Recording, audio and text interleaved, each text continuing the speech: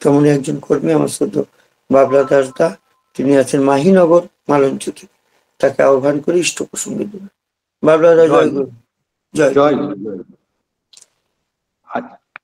পরম প্রেম শ্রী ঠাকুরের শ্রীচরণে প্রণাম জানাই, শ্রী বড় মায়ের শ্রীচরণে প্রণাম জানাই, শ্রী বদ্দাস শ্রীচরণে প্রণাম জানাই, এবং আমাদের বর্তমান আচার্য দেবের শ্রীচরণে প্রণাম জানিয়ে আজকে আমাকে ঠাকুরের দয়ায় একটু ইষ্ট প্রসঙ্গে আজ আমার দাদার লিঙ্কে চান্স পেয়েছি। তো এই কোনোদিন তো বলি না, ঠাকুরের কাজের মধ্যেই থাকি, তারপর অফিস কাছারি হয়ে গেলেই আবার ঠাকুরের কাজে আমরা লেগে পড়ি। এটাই আমাদের এখন ব্যক্তিত্বের জীবনের কাজের মধ্যেই আমরা থাকি। সময় পেলে ঠাকুরের কাজের মধ্যেই ইনভলভ থাকি, কোনো আড্ডা বলতেই ঠাকুরের কাজ। তো আজকে একটা বিষয় যেটা হচ্ছে নিষ্ঠা, এটা নিয়ে একটু আলোচনা, যতটুকু আমার জ্ঞান বুদ্ধি আছে একটু করবো, যদি ভুল ত্রুটি হয় ক্ষমা যোগ্য। ঠাকুর বলছেন এই পরবর্তী পঞ্চম ও বিদশংসী অধ্যায় শ্রেষ্ঠা ও বিশ্বাসের পারম্পরিক সম্পর্কে নিয়ে বলছেন গ্রন্থকার শ্রী ঠাকুর।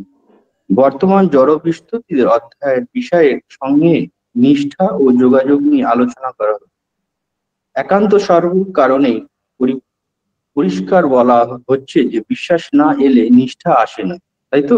আর নিষ্ঠা ছাড়া ভক্তি আসতে পারে না। তাহলে বিশ্বাস, নিষ্ঠা এবং ভক্তির একটা পারম্পরিক স্বাভাবিক সম্পর্কেই প্রতিপূর্ণ হয়। এই উদ্দীপ্ত মাধ্যমে বিশ্বাস থেকেই শ্রদ্ধা, আর শ্রদ্ধা থেকে বিশ্বাস, এ আরো ঘনীভবন, এবং এই ঘনীভূত তথ্য থেকেই নিষ্ঠা জন্ম লাভ। নিষ্ঠা শব্দের অর্থ হলো দৃঢ় আস্থা। এই আস্থার মধ্যে রয়েছে শ্রদ্ধা, ভক্তি, মন সংযোগ, এবং এই তিনের নিটফল নিষ্ঠা। ভক্তি হচ্ছে শ্রদ্ধা মিশ্রিত সুগভীর অনুরাগ। নিষ্ঠা থেকেই উঠে আসে ভক্তি, পরমকাম্য বাস্তব। বিশ্বাস, নিষ্ঠা এবং ভক্তি এই ক্রিয়ার শ্রীখণ্ড মিশে হয় ব্যক্তিত্ব। তা আমরা এই মন্ত্রের যে উচ্চারিত হলো, নিষ্ঠা রেখো কিন্তু গোঁড়া হও না, এটা সত্য অনুসরণে আমরা পড়ি, সবাই পড়েন, নিষ্ঠা রেখো কিন্তু গোঁড়া হও না। গোঁড়া হওয়ার মধ্যে রয়েছে অন্ধবিশ্বাস, এক গোয়ামি মিশ্রিত অনুরাগ এবং তার ফলক্ষিত অনুসরণ।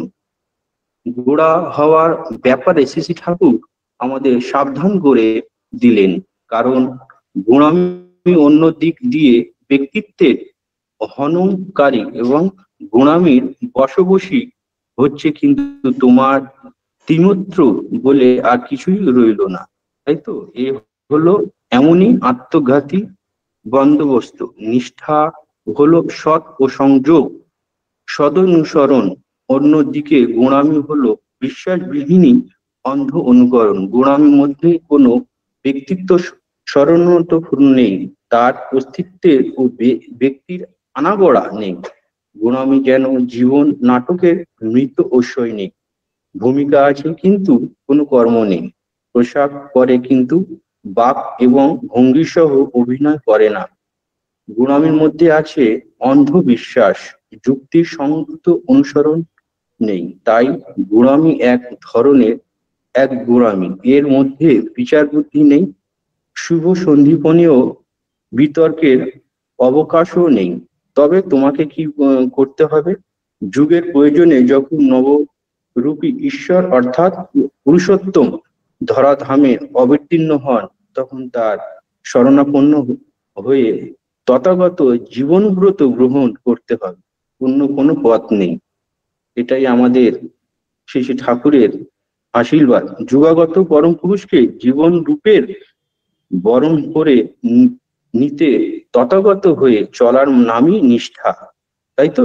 অন্য কোনো চালন চলকে নিষ্ঠা বলে না। নিষ্ঠা নামে ইষ্ট নিষ্ঠা, ইষ্ট পুরুষের সর্বজ্ঞ সর্বপন্ন করে তাকে নিয়ে চলা। অন্য প্রচার চলাই হচ্ছে গোঁড়ামি, অর্থাৎ ভ্রামভিত্তিক পথে বিচারক। কাজে মগজে এই বোধ বুদ্ধিকে রেখেও যে ইষ্টনিষ্ঠা বাদ দিয়ে অন্য কোনো সংস্কার বা ধারণা বশবর্তী হয়ে চলার নামেই ব্রহ্মত্ব ও সংস্কার বা গুণামি। এই গুণামিকেই বলা যায় কুসংস্কার, যা সর্বদা পরিত্যাজ্য। এরপরেই বলছেন ঠাকুর, শোনেন, বড় নিষ্ঠার গুণাভাব আর যাতে নিষ্ঠা আছে তাকে দুনিয়া যা কিছু সর্বিকার ও প্রতিষ্ঠা করে এমনতর লজিমা দেখলেই সামন্তের তুষ্টি আলিঙ্গনে সেবাস্তত্বের হয়ে তৎক্ষণাৎ গ্রহণ করে। তার মধ্যে আরেকটি শব্দ আছে, নিষ্ঠা শব্দে এসেছে পূর্ণ বা স্থা ধাতু থেকে, যার অর্থ নিঃশেষে স্থাপিত হওয়া। কাজেই নিরর আস্থা এবং অবত্যাগী শ্রদ্ধাজিত আচরণ হচ্ছে নিষ্ঠা ফল কথা। এই নিরর শ্রদ্ধা ও তৎপূরণী আচার ও আচরণ যার প্রতি একান্ত সর্বাধিক ভাবে তোমাকে যুক্ত করে রেখেছে, সে ব্যক্তি তোমারই ইষ্ট পুরুষ। তুমি ইচ্ছা স্মরণে তার সঙ্গে যুক্ত হইছ এবং তৎক্ষণ পরায়ণ হচ্ছ চলছ। তুমি ইষ্টগুরুর প্রতি আকট্ট বিশ্বাস এবং তার নিষ্ঠার কর্মযজ্ঞের প্রতি আন্তরিকতা সরল করে জীবনের স্মরণীয় দীর্ঘপথে এগিয়ে চলো। এই তোমার কর্ম, এতেই তোমার সাধনা, এই তোমার যজ্ঞ। তুমি যেমনতর নিঃশ্বাস সহ নিশ্চিত নিরর ভাবে যাতে লেগে আছো, তোমার নিষ্ঠা ভাবভঙ্গতি কর্মমুখর উজ্জ্বলতা তাতে ঠিক তেমনতর। এই সোজা মানে হচ্ছে যেমন নীরর ও নিটল ভাবে ইষ্টের সঙ্গে যুক্ত থাকবে তোমার কর্মজল ও জীবন জ্যোতি, ও তেমনি অন্যভাবে দীপ্তি ও বিতরণ করবে তুমি তোমার ইষ্টনিষ্ঠা এবং কর্ম সম্ভোগে প্রভাবে জনসমাজে প্রতিষ্ঠিত থাকবে। ইষ্ট অনুরাগ চলন মানুষকে ইষ্ট অনুরূপ করে তোলে। এটি অতি বৈজ্ঞানিক সত্য এবং নিয়মনিকত্ব তত্ত্ব। এর কোনো নিরপত্য ও সম্ভব নয়, বিরোধিতা সম্ভব নয়। এর নিখাত বৈজ্ঞানিক তত্ত্ব। পুরাণায় ও প্রশ্ন রচলে বুঝে নাও তুমি, পুনরায় প্রশ্ন রচনা বুঝে নাও তুমি কতটা নিখাত এবং সরল। উত্তর, তুমি যতটা গুরুগত এবং গুরু কর্মের যতটা নীরব ও গুরু যোগ্যতা, তাই তোমার মাপকাঠি। ইষ্টনিষ্ঠাই তোমাকে কর্ম করিত মাপ থার্মোমিটার, তাই না? তোমার জীবন সম্পর্কে মাপকাঠি। তাই পরিষ্কার বাংলায় বলছেন, মানুষের ভাব ও কর্মের প্রকাশ দেখেই নিষ্ঠা রকমের মেপে ফেলতে পারা যায়। এবং পরবর্তী কিছুটা দীর্ঘতর বাক্যটি এইরূপ যে, গুণামি গেরো বা গাঁট নিষ্ঠার অনুপূরক যা কিছু সব থেকেই বঞ্চিত করে রাখো, তা মানুষকে যাতে নিষ্ঠাবান এমনকি তার ভিতরকার তাকে শুদ্ধ অন্ধতমে নিক্ষেপ করে থাকে। ব্যক্তির সোজা অর্থ হলো যে আমরা গোড়ামি নিষ্ঠার মূলে আঘাত করে তা মানুষকে তার প্রাণপুরুষ অর্থাৎ ইষ্ট দেবতাকে পর্যন্ত ভুলিয়ে দিতে পারে এবং ফলত তাকে তমসার পারে না নিয়ে গিয়ে তমস্যার গারুত্বে গেড়ে রাখে।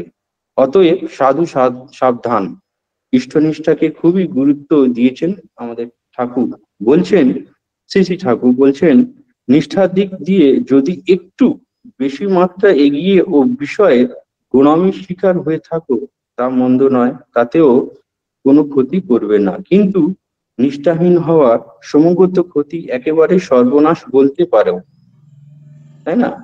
পুনরায় উল্লেখে থাকা ভালো, এই নিষ্ঠা অর্থের ইষ্টনিষ্ঠা, অন্য কোনো নিষ্ঠা নয়। আর সেই নিষ্ঠার কোনো জীবন্ত সদ্গুরু বা ইষ্ট দেবতার প্রতি আত্মনিবেদন এবং তাকে প্রচার ও প্রতিকার অঙ্গীকার যেন কোনো প্রকারে অবসাদগ্রস্ত হয় না। যেদিকে সদা সম্পর্ক থাকা অত্যন্ত জরুরি, এদিকটাও কেঁচিয়ে গেলে সবই গেল। আবার মন্ত্র যেটা আমাদের ঠাকুর বলছে, অতএব ছাড়লেন না যে ইষ্ট অনুরাগে তোমার জীবনের খ্যাতি এবং প্রতিষ্ঠা এতে দিতে কসুর করবেই না কখনোই। ইষ্ট প্রেমের দৌলতে তুমি চির অশ্বান্ন অষ্ট অধিষ্ঠিত থাকবে জীবন যশ বৃদ্ধি রাস সিংহাসনে। এরপরেও আরো কিছু কাম্য আছে আমার। কোশ্চেন এটাই আমাদের, তোমাদের জীবন দেবতা বিশ্ব ব্রহ্মাণ্ডের মালিক না আমাদের শ্রী শ্রী ঠাকুর সর্বত্রে কুলো মালিক, এর চেয়ে গৌরবের আর কি হতে পারে তোমার কাছে? ভেবে দেখো কি মহান তোমার গুরুদেব, তোমার ইষ্ট দেবতার জগৎ ব্রহ্মাণ্ডের নিরন্তর শ্রেষ্ঠা এবং পালক। তুমি কি ভাগ্যবান, তুমি তারই চেলা। আমরা ঠাকুরের কাছে যে আমরা দীক্ষা নিয়েছি, তাতে আমরা যদি এই নিষ্ঠা পালন না থাকে, আমি আমার যে ঠাকুর নেওয়ার পর যেসব আমার এই পরিবারের সঙ্গে যে অবস্থায় আমরা ছিলাম, তাতে আমরা ওটাও একটু আমরা বলি আপনাদের, শুনুন। আমার শ্রদ্ধা শাস্ত্রী মা ক্যান্সার যুক্ত ছিলেন, এখন তিনি পরলোক গমন করেছেন এই 22শে নভেম্বর। তো তার আগে তাকে আমরা হসপিটালে যখন নিয়ে যাই, তো ক্যান্সারের প্রচুর তো খরচ। তো আমরা তখন প্রায় ফান্ড শেষ হয়েই গেছে আমাদের। তো সে সঙ্গে তো এই রাজ্যের আমাদের যে স্বাস্থ্যসাথী কার্ড, তার একটা ব্যবস্থা ছিল আমাদের। তো দেখা গেল যখন আমরা রবীন্দ্রনাথ ট্যাগোরে নিয়ে গেলাম, ওখানে ডাক্তারকে একটা চেনা পরিচিত আমার গুরু ভাই আছে, সে তখন চাকরি করতেন, সেই রেফারেন্সে সে বলে দিচ্ছেন যে এরকম ডাক্তারবাবু আপনি ওকে স্বাস্থ্যসাথী কার্ডে একটু অ্যাডমিট করে দেন। তো ডাক্তারবাবু ঠিক আছে পাঠাও। তো গেছি, গিয়ে দেখা গেল যখন ডাক্তার লিখে দিল যে এনাকে অ্যাডমিট করতে হবে, আর ফোন করে ডিপার্টমেন্টে বলে দিল একে যেন কার্ডে অ্যাডমিট করা হয়। কেন ওখানে কার্ডে যখন অ্যাডমিট নাম আছে কিন্তু জায়গা থাকে না, অনেক সময় অনেক পেশেন্ট ফিরিয়ে দেয় জায়গা না থাকার জন্য, যেহেতু সরকারি ব্যবস্থা নেওয়া স্বাস্থ্যসাথী কার্ডে। তারপর যখন আমরা ওই ডিপার্টমেন্টে গেলাম, গিয়ে তখন দেখা গেল আমার যেহেতু বিয়ে হয়ে যাওয়ার আমার ওয়াইফের টাইটেল আলাদা, সেহেতু ওর মার টাইটেলের সঙ্গে যুক্ত ছিল না কার্ডে, তো নামটা নেই। তো পেশেন্টের নাম আছে, মেন নাম নেই, তো ওখানে ফিঙ্গারের জন্য নাম আটকে গেছে। তো এখানে দেখুন ঠাকুর যে তখন আমরা যখন এখান থেকে বেরিয়েছিলাম, আমি নামময় ছিলাম পুরো সারা দিন। এই যে ঠাকুরকে সবাই বলে, যখনই কোনো ইষ্টকের সঙ্গে শুনবেন যে নাম করতে বেশি করে বলেন, যখনই সময় পাবেন নাম করবেন, এই নামের যে মহিমা। তখন ওরা বললো যে আমরা অ্যাডমিট করতে পারবো না, আপনাকে পয়সা দিয়েই করতে হবে। আদার এই কার্ডে আপনাকে সরকারি দপ্তরে গিয়ে স্বাস্থ্য দপ্তরে কথা বলে আপনার ওয়াইফকে অ্যাড করে আনতে হবে, ওনার ফিঙ্গার ছাড়া আমি পেশেন্ট ভর্তি করতে পারবো না। তখন তো আমাদের হাতছাড়া পেশেন্ট গেটের সামনে পড়ে রয়েছে, ওই ব্যথায় কাঁতরাচ্ছে। তো কি করব, ঠাকুরের ডাক্তার করতে করতে প্রায় 12টা 12:30 1টা বাজে। স্বাস্থ্য দপ্তরে ফোন করলাম যে এরকম ব্যাপার টোল ফ্রি নাম্বারে। তখন বললেন যে আপনারা আলিপুরদুয়ারে ওদের একটা অফিস আছে, ওখানে গিয়ে অ্যাড করা যায়, কিন্তু দেখুন একদিন তো এটা সম্ভব নয়, ওখানে কি পরিস্থিতি। আচ্ছা ঠিক আছে, যা হবে দেখা যাবে। তখন নামের মধ্যে রয়েছি, সারাদিন খাওয়া দাওয়া নেই। তারপরে আমি বলছি ওয়াইফকে বললাম চলো, গেটের সামনে সিকিউরিটি আছে, বলার কিছু দরকার নেই, পেশেন্ট থাক ওখানে। আর সেই তুঘর বৃষ্টি সেই সময়। তখন আমরা দুজনে বেরোচ্ছি, কি হবে বৃষ্টিতে, গাড়ি ঘোড়া কি পাবো, কি করবো। গেটের সামনে কি গেছে, একটা ট্যাক্সি অলরেডি রেডি। দেখুন ঠাকুরের মহিমাটা দেখুন। তখন ট্যাক্সি চালকে বললাম এরকম আলিপুরদুয়ারে যাবো, বলে হ্যাঁ দাদা আমি রেডি আছি, 300 টাকা লাগবে। তীব্র বৃষ্টি হচ্ছে, আজ কোনো ব্যাপার না চলো। তো নাম করতে করতে আধা ঘন্টার মধ্যে বৃষ্টি রাস্তা জ্যাম, সে পৌঁছে দিল। গেলাম ছুটে গিয়ে ডিপার্টমেন্ট, একটা ওখানে দাদা ওখানে উকিলের তো কাজ করে, তাকে ফোন করেছিলাম যে ডিপার্টমেন্ট, বলে তুলতে গিয়ে 9 তলায় চলে যাবি, ওখানে ওখানে একটা ছোট্ট একটা কাউন্টার আছে, গিয়ে ওখানে দেখা করলেই হবে, তারপর যা ওদের নিয়ম কানুন সেটা তোমাকে করতে হবে। তো ছুটে গেলাম, গিয়ে বললাম হাত জোর করে, যে একটা ইয়ং পিপল ওখানে বসেছিল, তো একটা ছেলে একটা মেয়ে, মানে সরকারি দপ্তরে। তো হাত জোর করে বললাম যে এই ব্যাপার আমার, যখন ঢুকছি দেখি ওখানে অলরেডি অন্তত 10-15 জন ওই কাজের জন্য বসে আছে, কারো কিছু সংশোধন করার জন্য ওই স্বাস্থ্য অধিকারী। তো ওটা বুঝলো, বুঝে বলে আপনি বসুন, একটা ফর্ম দিল, ফিল আপ করলাম, করে ওর মধ্যে বললো এইগুলো জেরক্স করে আনুন। তো আমি আনলাম, এনে সঙ্গে সঙ্গে ওরা, হয় না তখন আমাদের স্কুলে তো টাইটেল আলাদা, এই সেই হেন তেন, যে দেখুন এই ফিক্সেশন দেখালাম, তো দেখি ওরা কি মনে হলো, করে দিল। ওই 15 মিনিটের মধ্যে কাজ করে আবার যখন নিচে এলাম, তখন দেখি ট্যাক্সিতে ওখানে আলিপুরদুয়ারে পাওয়া মুশকিল, কেন ওই অফিস রাস্তা, তার মধ্যে বৃষ্টি, জ্যাম করতে দিচ্ছে না। নিচে এসে দেখি আর একটা সেম আলাদা ট্যাক্সি দাঁড়িয়ে আছে, যেটা ওলা উবারের ভাড়া খাটি। সে কোন এক ব্যক্তি এসছেন, তার অনলাইন পেমেন্ট হচ্ছে না। তো আমি গিয়ে দাঁড়ালাম, গিয়ে বললাম যে এরকম রবীন্দ্রনাথ ট্যাগোরে ফিরবো, খুব জরুরি পেশেন্ট হয়েছে। বলে দাদা এই পেমেন্টটা হচ্ছে না। তো আমি ঠাকুরের নাম করতে করতে দেখি ওর পেমেন্টটাও হয়ে গেল। বলে এতক্ষণ হচ্ছে না, এই হলো। তো বলে বসুন, সেও আবার সেই একই কথা, বলে 300 টাকা নেবো। আমি চলুন। তো সেও সেই 15 মিনিটের মধ্যে পৌঁছে দিয়ে, আবার যখন কাউন্টারে গিয়ে দেখা বললাম যে আমাদের অ্যাড করে নিয়েছি, আপনি একটু দেখে নেন। বলে এটা কি করে সম্ভব, একদিন তো এগুলো হয় না। দেখুন না আপনি, তখন ওটা বলে দিয়েছিল, গিয়ে বলবেন যে একটু অনলাইনে দেখে নিতে। তো ওরা খুলে দেখলো, তাহলে হ্যাঁ, না, নামটা এন্ট্রি হয়েছে। তখন ও গিয়ে ওই আমার শাশুড়ি মাকে আমরা ভর্তি করলাম। 7 দিন ছিলেন, ঠিকঠাক করে আর আনলাম। যাই হোক, তার ওই রোগ, সে আর থাকলেন না, 22 নভেম্বর তিনি গত হয়েছেন। কিন্তু ওই সারাদিনে যেসব লোকে আহ সাহায্য পেয়েছি, আহ ঠাকুরকে তো আমরা চোখের দেখে দেখিনি। তো প্রত্যেকটা মানুষের মধ্যে ঠাকুর বলছেন উনি যে আছেন সেটা বুঝিয়ে দিয়েছে।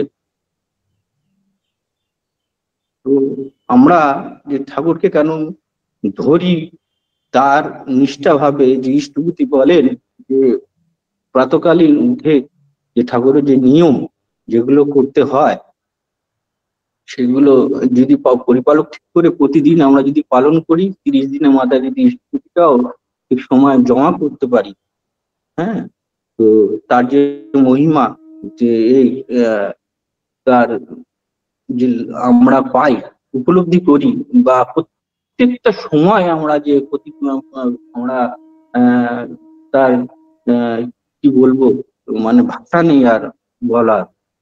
আহ আমরা সেই দূর সময় থেকে যে উদ্ধার করে উনি হাত ধরে তুলছেন, সেটাই আমাদের কাছে মানে ভাবনীয় ব্যাপার। যে আহ, জন্মগত কেন পেলাম না ঠাকুরের নাম, সেটাই আমরা ভাবি, যে তার যে মহিমা। তো আমাদের এই জন্য আমরা যখনই কোনো মানুষ বা যাদের দেখি যারা অদীক্ষিত, তাদের সঙ্গে তাদের মতো করে কথা বলে, আবার এই আমাদের যে যজন যাজন যে বলার, সেটাই আমরা বলি। তো যাকে বেশি দীর্ঘায়িত সময় করব না। তো আমরা এই প্রত্যেকের কাছে একটাই অনুরোধ, যে ঠাকুরকে নিয়ে নিষ্ঠাভাবে চলবেন, তার নাম ধ্যানের মধ্যে থাকবেন। সবাই ভালো থাকবেন, প্রত্যেকের মঙ্গল কামনা করি। জয় গুরু, বন্দে পুরুষোত্তম। জয় গুরু দাদা। জয় গুরু। জয় জয় গুরু। খুব সুন্দর। আর বাবলাদার কাজের বেরোনোরও সময় হয়ে গেছে। এই সময় তাকে গুছিয়ে বেরোতে হয়, খুব সকালে বেরোতে হয়, আবার রাত্রিরে ফেরেন। এরপরে যেটা করেন সেটা একটা লিঙ্কও চালান, একটা ওই সুভাষগ্রাম এরিয়া বা ওনার বাড়িতে উপযোজনা কেন্দ্র আছে। ওনার শাশুড়ি মায়ের খুব ইচ্ছা ছিল যে বাড়িতে ঠাকুরের কাজ হোক, ঠাকুরময় হোক। তিনি তখন খুবই অসুস্থ। সেই অসুস্থতার মধ্যেও তার বাসনা জেগেছিল, অনেকদিন থেকে নিরামিষ খাচ্ছিলেন। সে স্বস্তিনী ব্রত নেবেন, সদ্য সুভাষদাকে নিয়ে, সেই আমার মনে আছে তখনও ঠান্ডার দিন রয়েছে, সকালবেলা আমরা গেছিলাম। সেই স্বস্তিনী ব্রতও নিয়েছিলেন, পালনও করেছেন। এই যে নিষ্ঠার কথা বলা হচ্ছিল, নিষ্ঠা মানুষ তার তার মতো করে খুঁজে নেয়। যে কোনটা সে করবে, যেটাকে সে ভালোবাসে সেটাকেই সে আঁকড়ে ধরে থাকে। নিষ্ঠা আছে। আমি দেখি, এই যে আমি দেখবেন একটা কথা বলি, এক একটা স্তম্ভ হয়ে ওঠা, এক একটা পরিবার মানে একটা ইমারতের বা একটা বিল্ডিং এর স্তম্ভ হয়ে ওঠা। আমার আমার নজরে ঠিক এরকম মনে হয়, যে যে পরিবারগুলোকে দেখি তাদের নিষ্ঠা আনুগত্য এগুলো দেখে আর মনে করি এই যে একটা সুস্থ পরিবেশের যে একটা সৎসঙ্গী পরিবেশের যে ইমারত হচ্ছে, সেই ইমারতের স্তম্ভ এই পরিবারগুলো। আমার বাবলা তাদের পরিবার, তারা গৌরব মাঝে মাঝে এখানে তার পুত্র, একমাত্র পুত্র, সেখানে প্রভাত কীর্তন করে, গান করে। যখন যেটা বলি তার সেই অনুরাগের সঙ্গে, হ্যাঁ, শ্রদ্ধার সঙ্গে, ভালোবাসার সঙ্গে সেটা করার চেষ্টা করে। এই নিষ্ঠা মানুষকে অনেক দূর নিয়ে যায় আর জীবন বর্ধনার পথে এগিয়ে দেয়। আমি প্রার্থনা করি বাবলা দা, তার পুত্র, তার সহধর্মিনী তারা ভালো থাকুন। তার শাশুড়ি মায়ের এই গত কয়েকদিন আগে সে বাড়িতে সৎসঙ্গ হয়েছে, সেই দিনে উপযোজনা কেন্দ্রের পাকাপোক্তভাবে উপরে সেই সুন্দর করে ছাদে সেই অ্যাসবেস্টার দিয়ে মণ্ডপ করে এবং ঠাকুরের আসন করে সেই স্থাপন হয়েছে। তারও বিদেহী আত্মার শান্তি কামনা করি। আপনারা সবাই ভালো থাকবেন এই প্রার্থনা করি। জয় গুরু। জয় গুরুদেব, জয় গুরু। জয়। আমি এরপর আহ্বান করি আমার শ্রদ্ধাভাজন এখানে প্রত্যহ থাকেন আমার মুনমুন মা প্রদ্যুৎ দা ত্রিপুরা থেকে, এবং শুধু থাকেন না, অনেককে যুক্ত করান সেই প্রদ্যুৎ মল্লিক দা, ঠাকুরের একজন কর্মী এবং একজন প্রধান শিক্ষক। তাকে আহ্বান করি ইষ্ট প্রসঙ্গের জন্য। জয় গুরু দাদা। শ্রদ্ধা প্রদ্যুৎ দা। আগে জয় গুরু দাদা। জয় গুরু। আপনি 8টা পর্যন্ত বলুন। আগে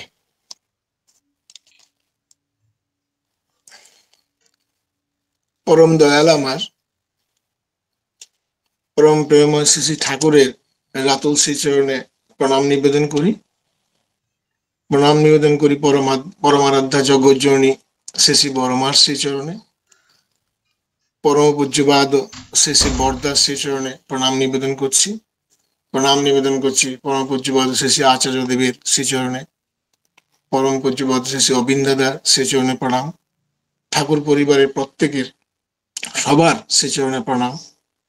উপস্থিত ঠাকুরের পবিত্র পাঞ্জাধারী কর্মীবৃন্দ, শ্রদ্ধা পুরোহিত মহাশয়, অন্যান্য ইষ্টপ্রাণ দাদারা, স্নেহময়ী জননীগণ, অন্যান্য সবাই জন্য রইল আমার যথাস্থানে শ্রদ্ধা প্রণাম। আনন্দিত। জয় গুরু। সুশীলদাকে আমি সামনাসামনি কখনো দেখিনি, অনলাইনে আমাদের মোবাইলের পর্দায় সুশীলদাকে দেখা। ওনাকে আমার খুব শ্রদ্ধা করি। আমি দেখি প্রতিদিন সুশীলদা সবাইকেই উৎসাহ দিয়ে থাকেন ইষ্টকর্ম করার জন্য, যুক্ত থাকার জন্য। খুব ভাল লাগে। গতকাল রাতে আমাকে উৎসাহ দিয়েছেন ইষ্ট প্রসঙ্গ করার জন্য। ইষ্ট প্রসঙ্গ করার মতো ধৃষ্টতা আমার নেই। আমি আমার মতো করে ঠাকুরের কথা বলার চেষ্টা করছি।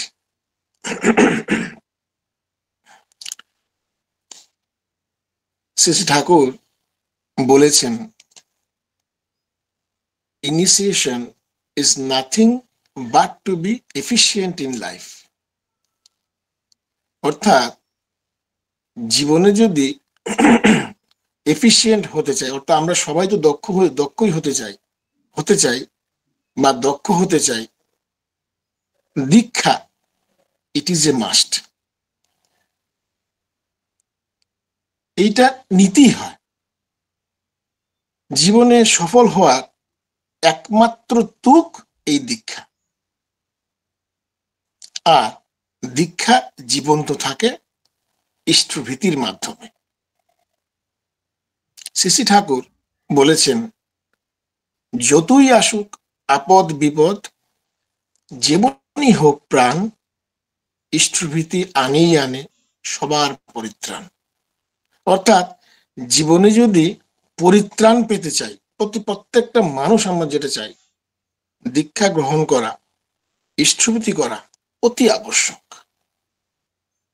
দেখুন, আজকে আমরা সবাই জানি পরম পূজ্যপাদ শ্রী আচার্যদেব দয়া পরবশ হয়ে আমাদেরকে আশীর্বাদ করেছেন ডিপি ওয়ার্কের কাজের সঙ্গে যুক্ত থাকার জন্য। অনেকেই আছেন ঠাকুরের সদ্দীক্ষায় দীক্ষিত হয়েছেন, এখন ইষ্টভূতি করেন না, তারা যেন আবার ইষ্টভূতি করেন। যারা সদ্দীক্ষায় দীক্ষিত হননি তারা যেন সদ্দীক্ষা তাকে দীক্ষিত করা যায়। পরম পূজ্যপাদ অবিন্দাদের ঐশী প্রেরণায় আশীর্বাদে আমরা কম বেশি সবাই মিলে ডিপি ওয়ার্কের কাজের সঙ্গে যুক্ত। আর এই কাজে যুক্ত না হলে বোঝা যায় না তার আশীর্বাদটা কি। আমি আমার দু একটা বাস্তব, আমরা যে এখানে আমাদের আগরতলায় আমরা যখন সময় পাই আমরা ডিপি ওয়ার্কের কাজের সঙ্গে যুক্ত থাকি। আমি দু একটা কথা বলছি। আমরা প্রথম যখন ডিপি ওয়ার্কে বেরোই, আমার সেই দিনটার কথা মনে আছে। আমরা গুরু ভাইয়ের সবাই মিলে গেলাম এক বাড়িতে, এক দাদার বাড়িতে। ওনার স্ত্রী গত হয়েছেন, বছর দেড় দুয়েক হবে। ওনার ছেলের বউ আর উনি আছেন। উনি যখন ঢুকলাম বাড়িতে, আমরা ততটা রেসপন্স উনি করেননি, কিন্তু আমরা যখন গিয়ে বললাম আগে পরম পূজ্যপাদ আচার্যদেবের আশীর্বাদে আমরা এসেছি, উনি আমাদের আশীর্বাদ করেছেন, বলেছেন আপনাদের খোঁজ খবর নিতে। পরম পূজ্য অভিনন্দন আমাদের বলেছেন এসে আপনাদের খোঁজ খবর নিতে। মানে কি বলবো, এই কথাটা বলার সঙ্গে সঙ্গে যেন তার মানে তার কথাবার্তার ধরনই একটু চেঞ্জ হয়ে গেছে। উনি যেন কি একটা আপন ভাবছেন আমাদেরকে। কোনো কথা না বলে শুধু কাঁদতে আরম্ভ করলেন। সে বয়স্ক মানুষ, 60-এর ঊর্ধ্ব বয়স, কিভাবে কাঁদলেন উনি।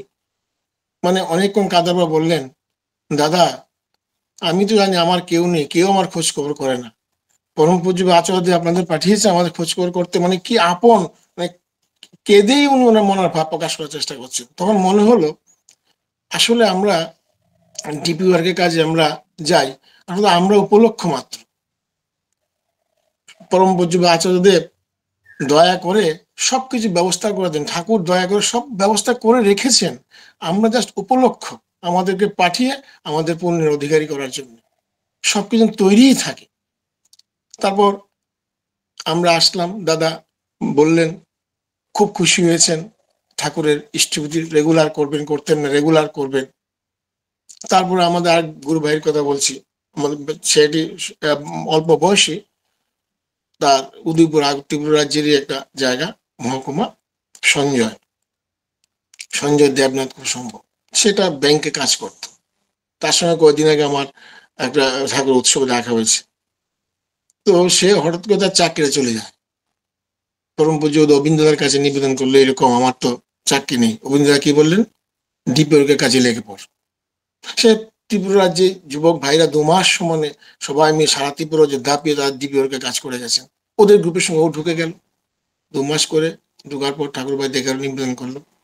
দেখা গেল তার 4-5 দিন পরেই তার অন্য একটা কোম্পানিতে চাকরি অফার চলে আসলো। এখন আমরা প্রতিনিয়ত অনলাইন সৎসঙ্গে আমরা আলোচনা শুনি, ডিপি ওয়ার্কের সবাই ঠাকুর বাড়িতে বিভিন্ন সমস্যা নিয়ে আমরা প্রতিনিয়ত যাই। একদিন ওই দিন আলোচনা শুনছিলাম, এক দাদা বলছিলেন সবাই তো আমরা ঠাকুর বাড়িতে যাই, গিয়ে আমার সমস্যা নিয়ে আমরা আলোচনা করি, আমার এই সেই সমস্যা। কখনো তো আমরা গিয়ে পরম পূজ্য আচার্যকে জিজ্ঞেস করি আপনি কেমন আছেন। আমার কথাটা মনে হয়েছে ওই দিন, ঠিকই তো।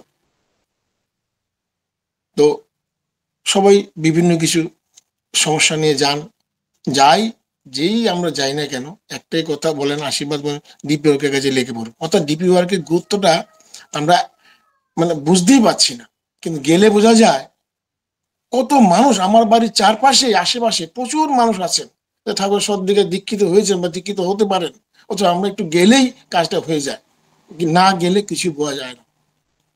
তো আমরা প্রত্যেকেই তার চরণে আশ্রিত, তাকে ধরে সত্যি তার আশীর্বাদটা, আমার মনে হয় কি, যখনই আমরা ঠাকুর কোনো কিছু নিবেদন করি আমরা আশীর্বাদ পাই। এখন ডিপি ওয়ার্কের আশীর্বাদও চলছে। তা আমার মনে হয় যেটা আশীর্বাদ গ্রহণ করে আশীর্বাদ পালন না করার নামই গ্রহদোষ। অর্থাৎ আমরা ডিপি ওয়ার্কের আশীর্বাদ পেয়েছি, আমরা ভাগ্যবান আমরা, কিন্তু এই আশীর্বাদ যে পালন না করি সেটা গ্রহদোষ বলেই আমার মনে হয়। আর এই গ্রহদোষ কোন তাবিজ কবজ দিয়ে, ওই পাথর দিয়ে গ্রহদোষ থেকে মুক্ত হওয়া যায় না। একমাত্র উপায় তার কাজে লেগে পড়া। আশীর্বাদ গ্রহণ করেছি, তার আশীর্বাদটা আমি পালন করার মধ্য দিয়ে সমস্ত গ্রহের দোষ কাটিয়ে আমি উঠতে পারবো, আমার তাই ধারণা। যাই হোক, আমরা সবাই যেন আশীর্বাদটা মাথায় নিয়েছি, যখন সময় পাই, সকাল বিকাল দুপুর রাত, আমরা ব্যবসা করি, বাণিজ্য করি, চাকরি করি, যে যখন সময় পাই আমরা সবাই যেন লেগে পড়ি। এটাই আমাদের একমাত্র আশীর্বাদ, করণীয় কর্ম এখন। তো ইষ্টভীতি আমি আলোচনা করতে গিয়ে বলছিলাম যে ইষ্টভীতি, ঠাকুরের কথা, ইষ্টভীতি আনি যতই আসুক আপদ বিপদ, যেমনই হোক প্রাণ, ইষ্টভীতি আনি আনি সবার পরিত্রাণ। কাজে আমরা ইষ্টভীতি সবাই করি, ঠাকুর সৎ দিকে যেন দীক্ষিত হই, তার জন্য আমাদের সবাইকে লেগে পড়তে হবে। এই প্রসঙ্গে শ্রী শ্রী বড়দা একবার ভবানীদাকে বলছিলেন, জানিস ভবানী, আমরা সবাই ইষ্টভীতি করি, কিন্তু নামটাই করি না। নাম না করলে যে কিছুই হয় না রে। ইষ্টভীতি করি, নামই আমরা করি না। তো ওটা একটা ছোট্ট একটা উদাহরণের মাধ্যমে বিষয়টা বোঝা যায়। যেমন আমরা যদি প্রতিদিন একটা নির্দিষ্ট সময়ে খাবার খাই, ওই সময়ে খাবারটা না খেলে আমাদের শরীরের বিভিন্ন কোষগুলো বিরূপ প্রতিক্রিয়া করতে থাকে ওই সময়টা পেরিয়ে গেলে। ফলে আমরা শারীরিক এবং মানসিকভাবে বিধ্বস্ত হয়ে পড়ি। সময় মতো খেলে তা কিন্তু হয় না। সেরূপ নামও প্রতিদিন নির্দিষ্ট সময়ে করলে তার সুফল পাওয়া যায়ই যায়। নাম করার জন্য নির্দিষ্ট কোনো সময়ের বা স্থানের দরকার হয় না। আমরা চলায় ফেরায়, কাজকর্মের মধ্যে থেকেও নাম করতে পারি।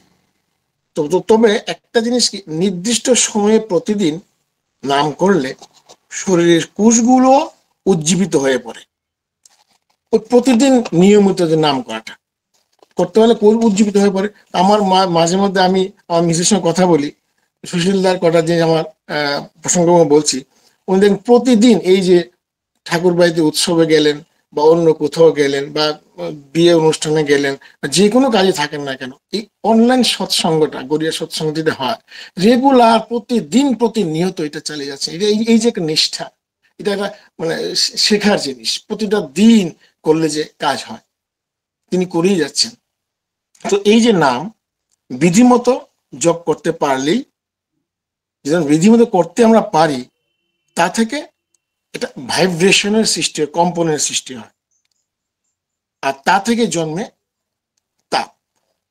আর তারপরে কি হয়, ওই মস্তিষ্কে যে কোষগুলো, আমরা জানি মস্তিষ্ক বিভিন্ন গ্রে ম্যাটার, হোয়াইট ম্যাটার থাকে, ওই যে কোষগুলো সাধারণত ওদের ক্যারেক্টারটা এরকম যে বহির্মুখী প্রবৃত্তির চাপে মুদ্রিত থাকে, অর্থাৎ এক্সট্রোভার্ট থাকে। এগুলো সৎ মন্ত্র জপের সঙ্গে ইষ্ট চিন্তা ও ধ্যানেরও বিধি আছে। জপের সঙ্গে ইষ্টের জ্ঞান ও গুণাবলীর ধ্যান মনন করতে পারলে বহির্মুখী যে মনটা, সে সব ক্রমশ কি হয়, এক্সট্রোভার্ট থেকে সেটা ইন্ট্রোভার্ট অর্থাৎ অন্তর্মুখী হয়ে পড়ে। আর তাপ পেয়ে কোষগুলি ফুলে ফেপে প্রস্ফুটিত হয়ে পড়ে। ফলে আমাদের বুদ্ধির বিকাশ হয়, জ্ঞানের দরজা যেন খুলেই যায়। এইরূপে জীবন সর্বতভাবে প্রাণোদ ও আনন্দময় হয়ে ওঠে। তো নির্বিচারে ও নিঃসন্দেহে গুরুর আদেশ পালন করা জীবনে জয়ী হওয়ার একমাত্র উপায়। এটা ছাড়া যে বাঁচার অন্য কোনো উপায়ই নেই। নাম ময় আমাকে হয়ে থাকতেই হবে, চলায় ফেরায় সব জায়গাতে। আর সেটা থাকলেই আমার কনসাস মাইন্ডটা কনসাসলি আমার কি করা দরকার, কি না করা দরকার, সেটা আমাকে জানান দেয়। আমি অটোমেটিক আমি আমার ইষ্টকর্মের সঙ্গে আমার অজান্তেও যুক্ত থাকবো, ওই নামময় হয়ে থাকতে পারলে। তো শ্রী শ্রী বড়দা এই প্রসঙ্গে শ্রী বড়দা বললেন, প্রতিদিন নিয়ম মাফিক নাম করতে হয়। আজকে একটু আগে দাদা আলোচনা করছিলেন, আমার পূর্ববর্তী বক্তা, ভালো লাগছিল, উনি বারবার নিষ্ঠা এবং নামের কথা বলছেন। আমার তখন মনে হলো এটা নিয়ে একটু আলোচনা করা যায়। শ্রী বড়দা বললেন প্রতিদিন নিয়ম মাফিক নাম করতে হয়, প্রতিদিন। একদিনও যদি বাদ পড়ে যায় তাহলে আগের জায়গায় ফিরে আসতে 14 দিন সময় লাগে, গ্যাপ দেওয়া যাবে না। তার আর তাহলে আর কি হয়, এগোনো যায় না। বন্ধ করলে আবার পিছিয়ে পড়বো, আমার এগোনোই আর সম্ভব হয় না। তো নাম করলে কি হয়, একদিন শ্রী বড়দা হঠাৎ নাম করলে যে কি হয়, নামের কি গুণ, একদিন এটা বাস্তব বড়দা একটা ঘটনা বলছি। একদিন শ্রী বড়দা হঠাৎ রাঙাবতীকে বললেন কাঁঠালের ইঁচড় তৈরি করতে। তো কাঁঠালের ইঁচড় পছন্দ করতেন পূজনীয় সুনদা। দেখা গেল ওই দিনই, ও যেদিন বললেন কাঁঠালের তৈরি করতে, ওই দিনই বেলা 11টায় পূজনীয় সুনদা লন্ডন থেকে বাড়ি ফিরলেন। রাঙাবতী শ্রী বড়দাকে জিজ্ঞেস করলেন, আপনি কি আগে থেকে জানতেন যে সোনু আসবে? আপনি কি জানতেন যে সোনু আসবে? বড়দা বলে, হ্যাঁ, ইচ্ছে করলে তুমিও জানতে পারবে। কিভাবে? একমাত্র নামের মাধ্যমে। যদি প্রতিদিন প্রতি সেকেন্ডে 4 বার নাম করার অভ্যাস করা যায় তাহলে 1400 মাইল দূরের কত ঘটনাও দেখা যায়, আর তাহলে বোঝা যায় নামের কি পাওয়ার। প্রতি সেকেন্ডে 4 বার নাম করার অভ্যাস করতে পারলে, যদি বড়দা বলেন 1400 মাইল দূরের ঘটনা চোখে দেখা যায়, কি নামের কি পাওয়ার। প্রসঙ্গক্রম বলছি, আমরা গত বছর 2 আগেও সারা বিশ্বব্যাপী কিন্তু আমরা মানে করোনা যে ভাইরাস, আমরা সবাই কি বলবো, বাঁচবো, আমরা নিজের প্রতি নিজের বিশ্বাস আমরা হারিয়ে ফেলছিলাম। দৈনন্দিন জীবন একদম বিধ্বস্ত হয়ে পড়ছিল করোনা ভাইরাসের আক্রমণে। সব বিধ্বস্ত হয়ে পড়েছিলাম আমরা সবাই। হাজারে হাজারে মানুষ তখন প্রাণ হারাচ্ছিলেন। বিজ্ঞানী, চিকিৎসক তারা আপ্রাণ চেষ্টা করছিলেন কি করে তার থেকে পরিত্রাণ পাওয়া যায়, তার কিছুটা আবিষ্কার করতে, কিন্তু সফল হচ্ছিলেন না সহজেই। এইরকম শুধু করোনা ভাইরাস কেন, বিভিন্ন ব্যাধিতে আজ আমরা শারীরিক মানসিক ভাবে বিধ্বস্ত। আমরা বিভিন্ন ব্যাধি আমরা বিধ্বস্ত হয়ে পড়ছি, পরিত্রাণ কিছুতেই পাচ্ছি না। তো গবেষকরা বলছেন শরীরের রেসিস্টেন্স পাওয়ারকে বাড়াতেই হবে, তা না হলে মানসিক এবং শারীরিক যে বিধ্বস্ত অবস্থা থেকে মুক্তি পাওয়া সম্ভব না। বর্তমানে আমরা আছি শারীরিক মানসিক ভাবে, ওষুধ খাই, সাইকিয়াট্রিক জায়গায়, বিভিন্ন জায়গায় যাই, কিন্তু রেসিস্টেন্স পাওয়ার না বাড়াতে পারলে হবে না, টেকা যাবে না। প্রাণ বা কি করে মাধ্যমে যা করা যায়, একমাত্র প্রাণায়ামই আছে যার মাধ্যমে সেটা করা যায়। এটা বিশেষজ্ঞদের বক্তব্য। তো শ্রী ঠাকুর বললেন একই কথা। ঠাকুর কি বললেন? নিষ্ঠা সহ করলে নাম আপনি হয় প্রাণায়াম। আচ্ছা, গবেষকরা বলছে রেজিস্ট্যান্স পাওয়ার বাড়াতে হবে, প্রাণায়াম নাম করতে হবে, প্রাণায়ামই একমাত্র সম্ভব। আর শ্রী ঠাকুর বলে দিলেন যে নিষ্ঠা সহ করলে নাম আপনি আসে প্রাণায়াম, অর্থাৎ নামের মাধ্যমে শরীরের রেজিস্ট্যান্স পাওয়ার বাড়ানো যায়। এই প্রসঙ্গে শ্রী ঠাকুর বললেন death is a curable disease. কি করতে হয়? শুধু নামের মাধ্যমে তা করা যায়। এবার এটা ঘটনা বলছি। গোসাইদা ঠাকুরের এই কথাটাকে, এই যে death is a curable disease, প্রমাণ করার জন্য কি করলেন, ওনার বাবার মৃত্যু শয্যাকালে বাবার বিছানায় বসে নাম করতে শুরু করলেন। ফলে তার বাবা প্রাণ ত্যাগ করতে পারছিলেন না। যখন তিনি প্রাকৃতিক কর্মাদি সম্পন্ন করতে বাইরে যেতেন তখন তিনি কি করতেন, গায়ের চাদরটা খুলে বিছানা রেখে যেতেন, বাবার বিছানা রেখে যেতেন। অর্থাৎ নামের একটা অ্যাটাচমেন্ট থাকতো বলে তিনি প্রাণ ত্যাগ করতে পারতেন না। ওই যে চাদরটা পরে ওই নাম করতেন, ওই চাদরটা একটা নামে অ্যাটাচমেন্ট চাদরের সঙ্গে বিছানা থাকতো, ত্যাগ করতে পারতেন না। ওনার বাবা কষ্ট থেকে অন্যান্য সকলে ঠাকুরকে গিয়ে বলে, আজকে ঠাকুর এই ঘটনা। ঠাকুর বলেন, শোন, যখন গোসাইদা প্রাকৃতিক ক্রিয়াদি সম্পন্ন করতে বাইরে যাবেন চাদরটা তোরা বিছানা থেকে সরিয়ে নিবি। তারা তাই করলেন, বসুদেব বাবা প্রাণত্যাগ করলেন। অর্থাৎ নাম এমনই একটা শক্তি যার মাধ্যমে মৃত্যুকেও জয় করা যায়। তার জন্য চাই, একটু আগে সুহিল বলছিলেন, তার জন্য কি চাই? নিষ্ঠা, আনুগত্য ও প্রীতি সম্বেক, যা আচার্য পরম্পরার মাধ্যমে আমরা দেখতে পাই। এবং এটাই হচ্ছে ঠাকুর পরিবারের বৈশিষ্ট্য। আমরা অনেকেই ঠাকুরের সব দীক্ষিত হয়েছি, দীক্ষা নিয়েছি, কিন্তু সবাই সমানভাবে কিন্তু শারীরিক মানসিক ভাবে সুখী নেই। ঠাকুর দীক্ষিত হয়েছি, আমি বলি আমার দুঃখ আছে, আমার কষ্ট আছে, সুখী নই। তো কেন? প্রশ্ন আসবে, তাহলে কেন? দীক্ষা তো ঠাকুর নিয়েছি, ঠাকুর আমরা সবাই শারীরিক মানসিক সুস্থ হওয়ার জন্য, ভালো থাকার জন্য ঠাকুর দীক্ষা নিয়েছি। তাহলে কেন আমরা সুখী নই? কেন আমরা ভালো নেই? মনে কষ্ট আমাদের কেন? দেখুন, সমাজের মানুষ, আমরা তিন ধরনের মানুষ আছি।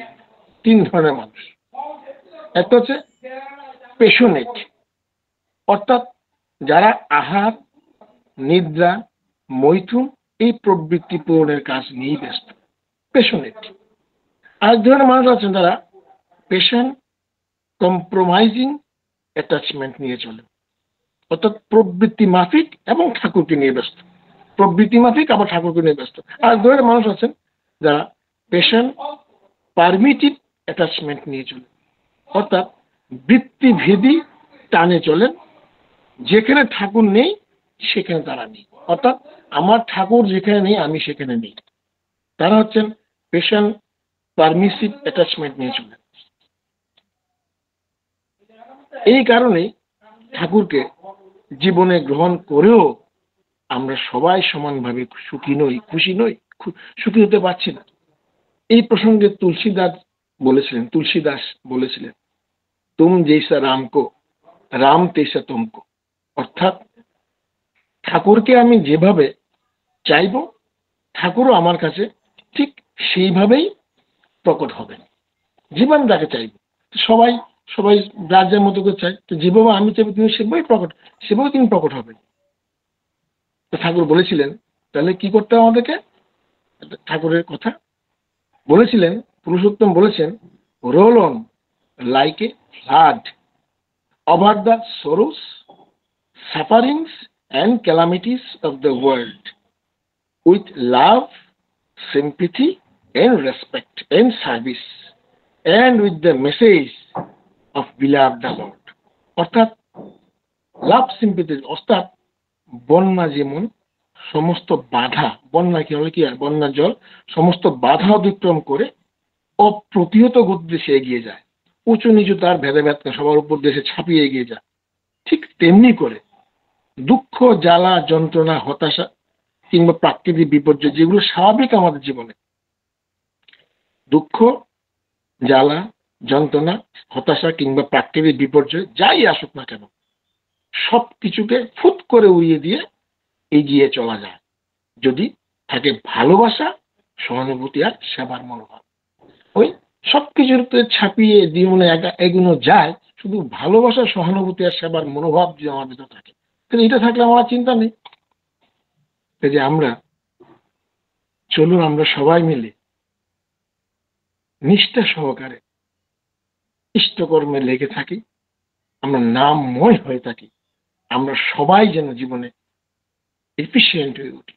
আর সবাই যদি আমরা এফিসিয়েন্ট হয়ে উঠতে পারি, আমাদের ঠাকুর আমাদের জীবন সার্থক, মানে আমাদের বেঁচে থাকাটা, ঠাকুর যে বলছেন স্বপারিপার্শ্বিক বাঁচা এবং বাড়ার নাম ধর্ম, অর্থাৎ আমি নিজে বাঁচলে হবে না, আর আমি যে বেঁচে আছি, আমার পারিপার্শ্বিক যারা বেঁচে আছে তাদের বাঁচাটা যেন সার্থক হয়ে ওঠে, তাদের বাড়াটা যেন স্বাভাবিক হয়ে ওঠে।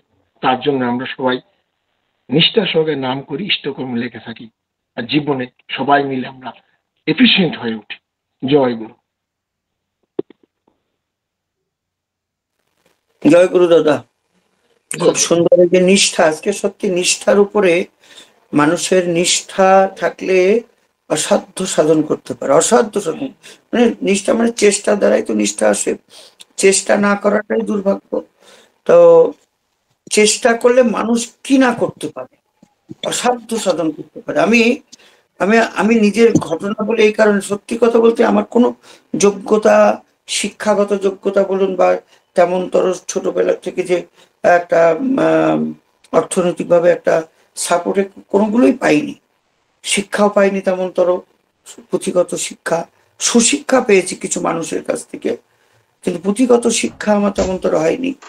তো একদিন ওরকম প্রিন্টিং এর কাজ হয়, আমার খুব ভালো লাগে এই প্রিন্টিং দেখতে। সুন্দর সুন্দর পলিথিন প্রিন্টিং আপনারা যেগুলো দেখেন, প্যাকেট গুলো কাপড় টাপড় দেওয়া হয়, এই প্যাকেট প্রিন্টিং হয়। আমি যে কোম্পানিতে চাকরি করি, আমি ওই কাটিং মেশিন চালাই। তা আমি একদিন জিজ্ঞাসা করছি অপারেটরকে, আচ্ছা এই প্রিন্টিং এর কাজ শিখতে গেলে কি করতে হবে?